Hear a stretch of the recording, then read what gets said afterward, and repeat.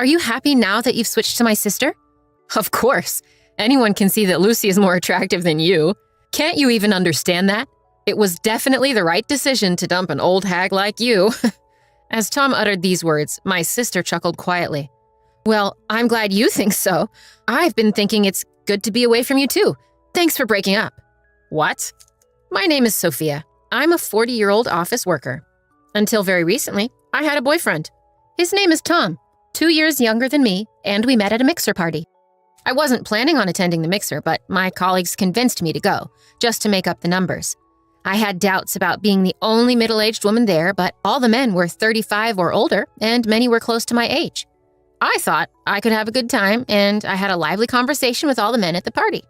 Amidst all this, it was Tom who was keenly interested in me. Tom and I had similar tastes, such as liking the same artist, smoking the same brand of cigarettes, and enjoying the same food. We clicked well, and Tom started inviting me out on dates and for meals.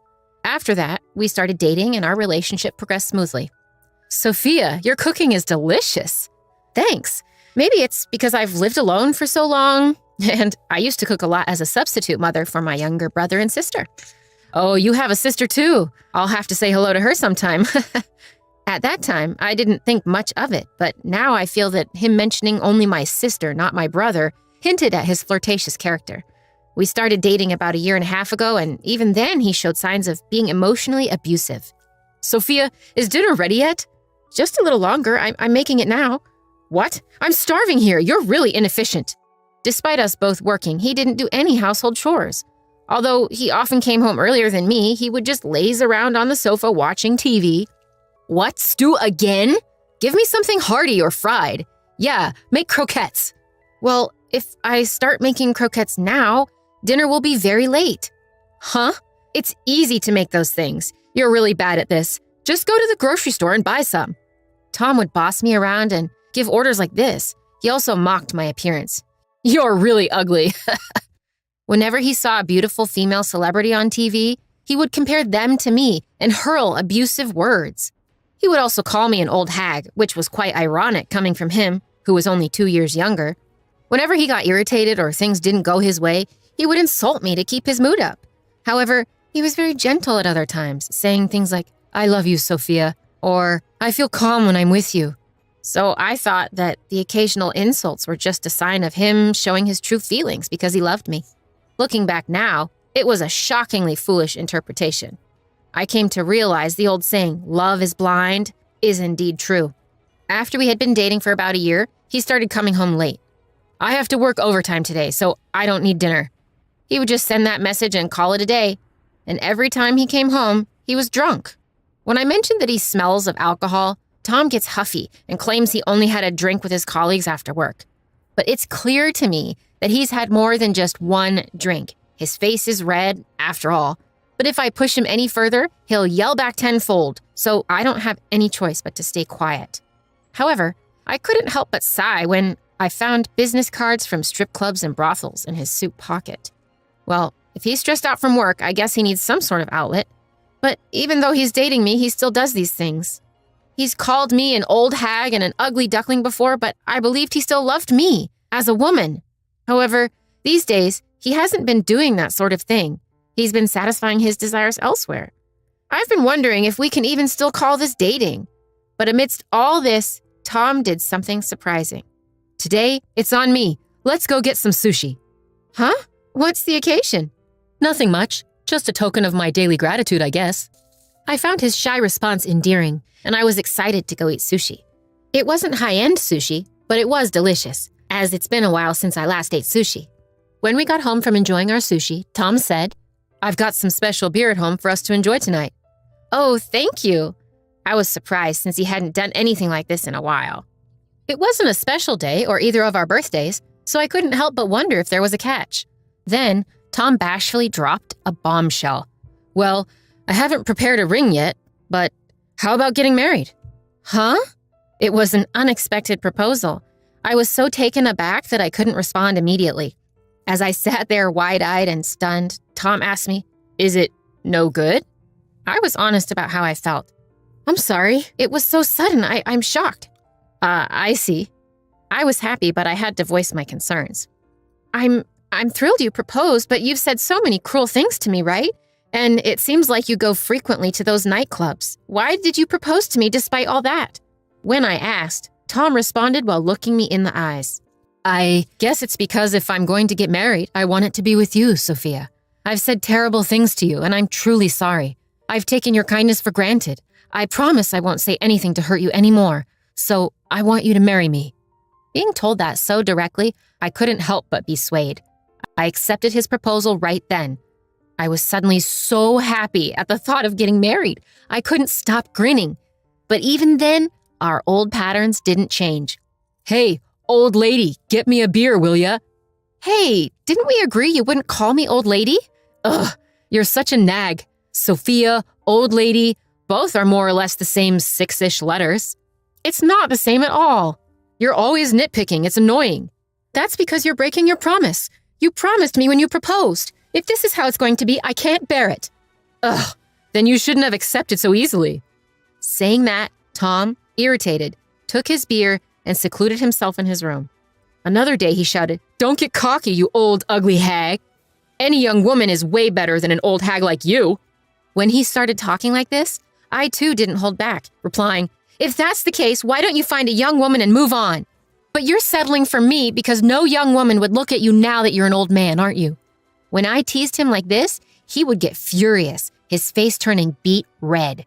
"Don't you have any sense of gratitude or awareness that you've been chosen? If that's how you want to choose, let's annul our marriage."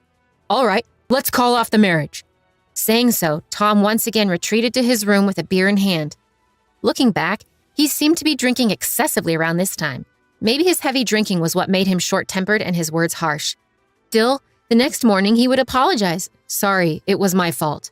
I only have you, Sophia. Sorry for being such a lousy boyfriend, but I really want to marry you." When he said these sincere words, I, in the end, would always forgive him. A few months passed since he somewhat proposed, and finally we started preparing for the marriage. First up, meeting each other's parents. It was my first time meeting his parents, but they were very kind and approved of our marriage. Now it was his turn to meet my parents. "Ah, welcome, Tom." "Lucy, long time no see." My sister, who was living at home, greeted us. Tom had visited my home a few times and had met not only my mother, but also my brother and sister. It was his first time meeting my father, but my father is not scary, so he interacted with Tom normally. "So Tom and my sister are getting married. I never thought she would beat me to it." "Right? You're already in your late 20s. Time flies." "Hey, Mom, stop teasing me about that." My sister puffed up in anger while my mom laughed maliciously. In fact, my sister and I have quite an age gap. She is currently 28. That means there's a 12-year gap between me, who just turned 40, and her. Even though she's in her late 20s, my sister has a beautiful face, so she looks more like she's in her early 20s. My family approved of the marriage, and Tom and I steadily prepared for our wedding. But then, out of nowhere, he suggested we break up. I didn't understand why. Why? We're about to meet both families.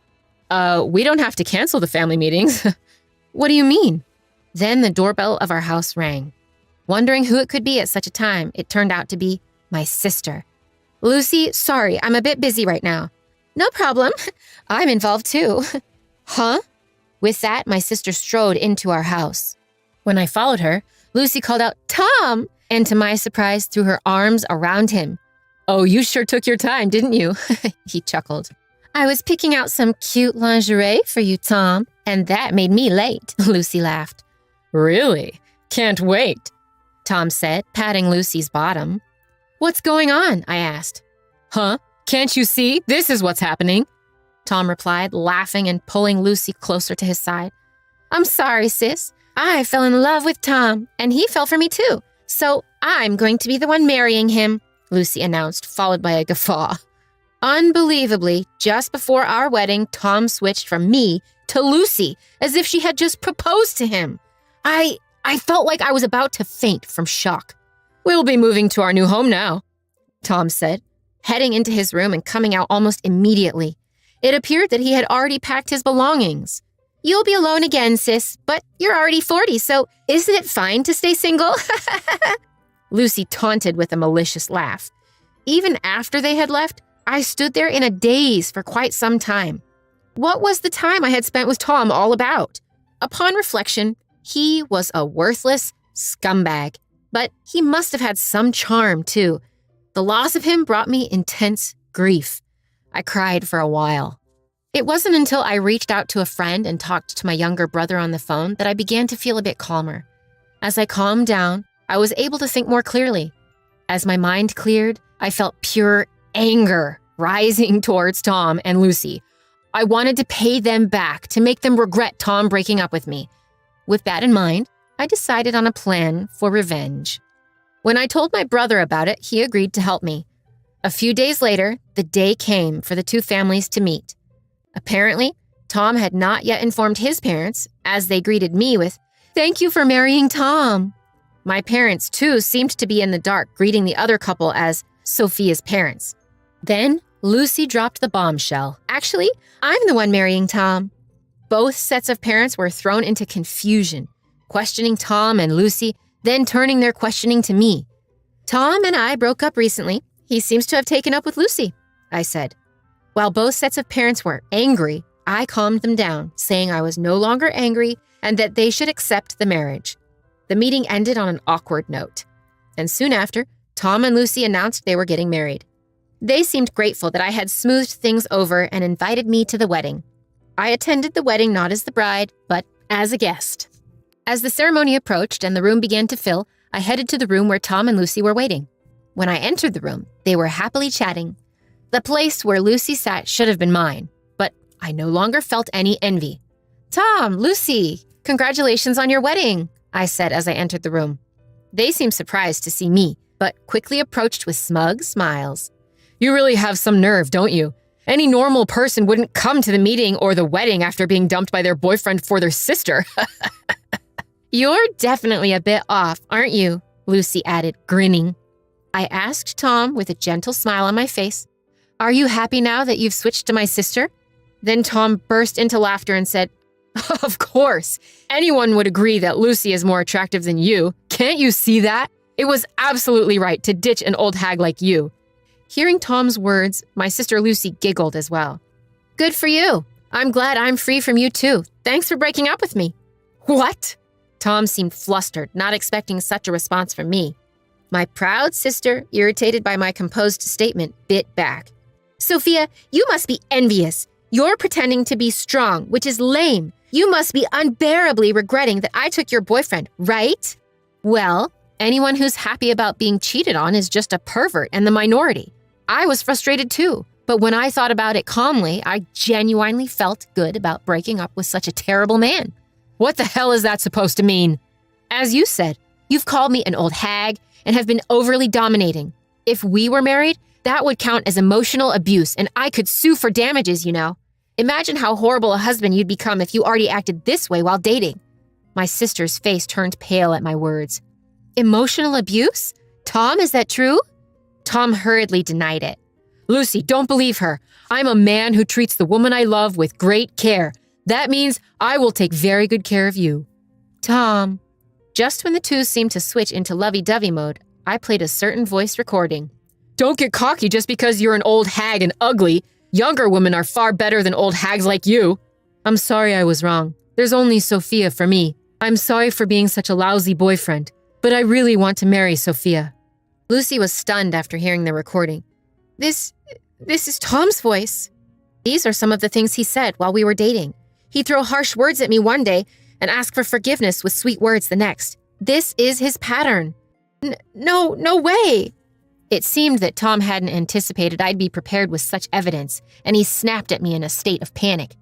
"Hey, stop messing around, you old hag. You're just nasty. I'm glad I didn't marry you, ugly, old, and bad-tempered. What's the point of living?" Just as Tom said this, the door of the green room banged open. In walked Tom's parents. "Tom, that's enough. Stop embarrassing yourself in front of our relatives." "What? What's going on?" "Your conversation has been broadcast throughout the entire house. Everyone heard." "No way." Tom went pale all at once. "No. Is this some kind of a joke? My words were—" "Every attendee heard it all today. I'm disappointed to hear you're such a pathetic man, Tom. I'm going to apologize to the guests right now. Get moving." Tom's father grabbed Tom by the scruff of the neck, and he was ushered out of the waiting room. Lucy collapsed onto her knees, looking completely stunned, and hung her head. Both Tom and Lucy had paid a heavy price this time. They found no sympathizers among relatives, colleagues, and friends, all of whom distanced themselves. Tom, who worked in a predominantly female environment, seemed to have been demoted due to the scandal. Lucy, on the other hand, was warned by her friends that they couldn't hang out with someone who would steal her sister's fiancé, that their own boyfriends or partners might be next. As a result, no one invited her out anymore. However, once she found out that Tom was abusive, she seemed to have completely lost interest in him, and they ended up breaking up. But since they had already submitted their marriage license, they became divorced almost instantly after having spent a fortune on the wedding. Lucy was cut off by her parents, brother, and me after the incident and is now reportedly forced to live a frugal life in a cheap apartment working as a freelancer.